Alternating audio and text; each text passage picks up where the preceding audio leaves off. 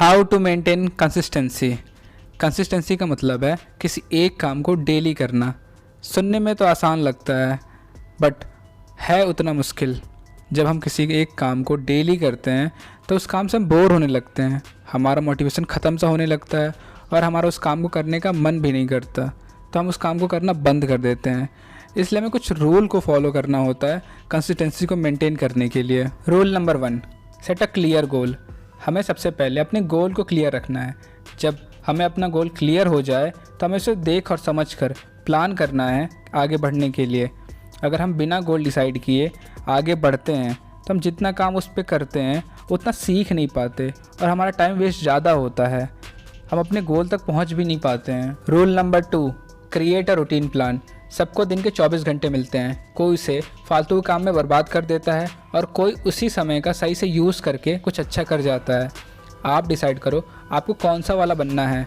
आपको टाइम ख़राब करना है या अपने टाइम का सही से यूज़ करके अपनी लाइफ में आगे बढ़ना है। अगर आप चाहते हो टाइम का सही से यूज़ करके आगे बढ़ना तो अपने टाइम को डेली के काम में डिवाइड करो और ये कंफर्म करो कि जितना टाइम लगने वाला है उस काम में तुम उतना ही टाइम उस काम को दो। Rule number 3, prioritised and scheduled task.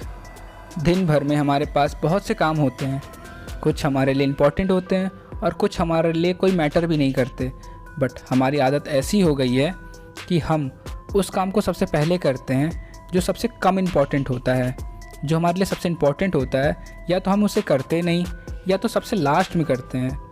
अगर हम शेड्यूल मेंटेन करके रखेंगे तो हमें पता रहेगा कि सबसे पहले कौन सा काम करना है और कौन सा काम हमारे लिए सबसे ज़्यादा इम्पॉर्टेंट है। Rule number 4, eliminate distraction. Distraction आज के टाइम में सबसे बड़ी प्रॉब्लम बन गई है।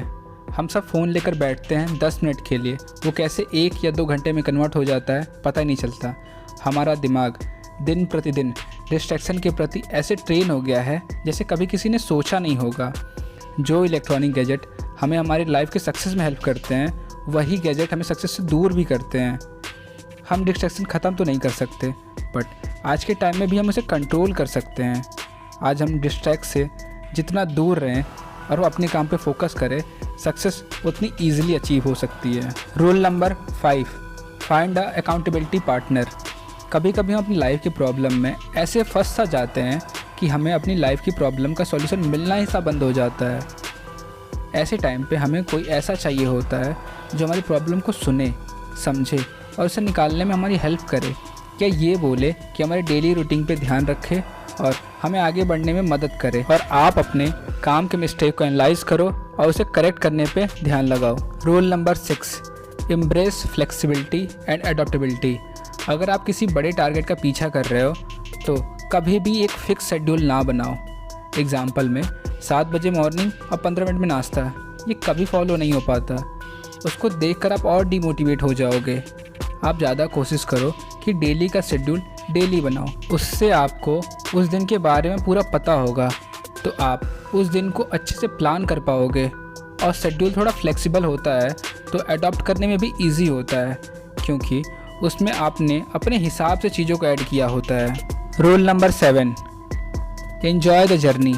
जब हम किसी भी कॉम्पिटिटिव एग्ज़ाम की प्रिपरेशन करते हैं तब अगर किसी वजह से हमारा सिलेक्शन नहीं हो पाता है तो हमें सेम चीज़ों को फिर से रिपीट करना पड़ता है।